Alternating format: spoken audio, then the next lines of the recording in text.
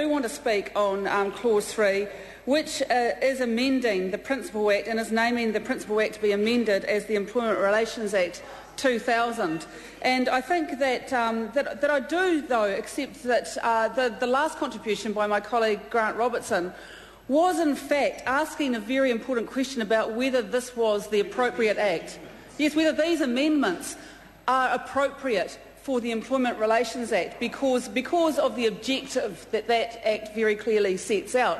Because I think it is important, Mr Chair, that when a government, particularly an urgency, without seeking the views of the New Zealand public, seeking the views of an American corporation but not asking the views of the New Zealand public, before it decides to amend one of our pieces of domestic law at the behest of an American corporation without any reference to the New Zealand public, then I think it is appropriate that we do ask, are these amendments appropriate for this particular Act? Because its objective is about productive workplace relationships, about actually enhancing, through good faith, workplace relationships.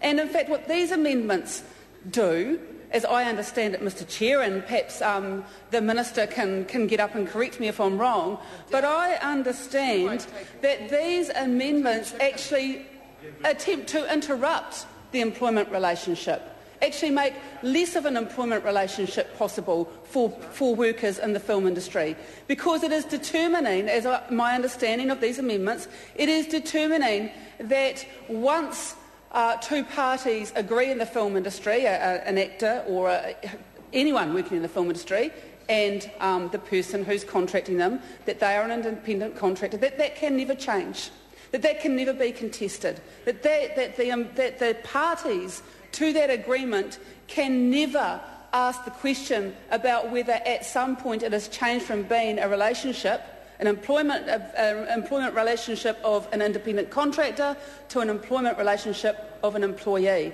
And that's at the heart of what this clause is seeking to do, because it is saying that it's the Employment Relations Act, that Act that was put in place with the objective of enhancing and making more productive employment relationships within workplaces. And yet here we have this bill being put forward which does seek to actually have less of a relationship between the film industry and the staff who they, well, I'll loosely say employ, but of course can I still say employ, Mr Chair, because the whole point of this legislation being put through at the behest of an American corporation without any reference to the New Zealand public, without asking them what they think about, is this the right Act to be amended at all?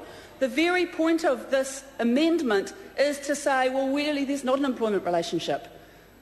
That in the film industry, for some reason, the film industry and the film industry alone, that the vast majority of people in this sector will not be in an employment relationship. They will be in something different called an independent contracting arrangement.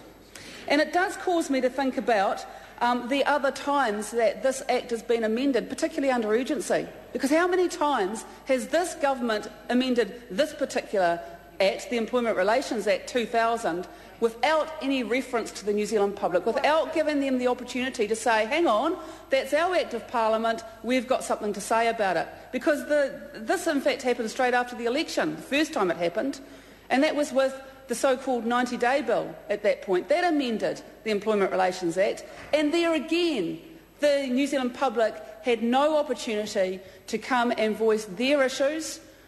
Companies couldn't come and say what they thought. People who were workers couldn't come and say what they thought. The Law Society couldn't even come and say what they thought about the Employment Relations Act being amended in that way. Neither in this instance, Mr Chair. And I do think that that's a very important issue to be raising when debating Clause 3.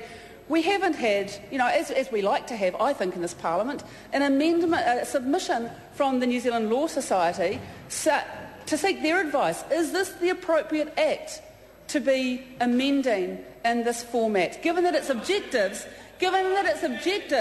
is... Pardon? Oh, the Law Society. Okay. So now anyone who wants to have a say over any piece of legislation, according to Tauhenari and the National Party, need to be a Member of Parliament. Only Members of Parliament, apparently, can have something to say about whether the Employment Relations Act is the correct Act to be amended when we're doing this.